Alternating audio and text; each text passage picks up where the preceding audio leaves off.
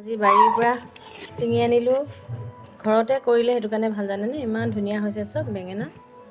দুটা এইটো টাবটো ওপৰত আছিলে ইয়াতে লৈ আহিলোঁ 4 5 6 7 8 9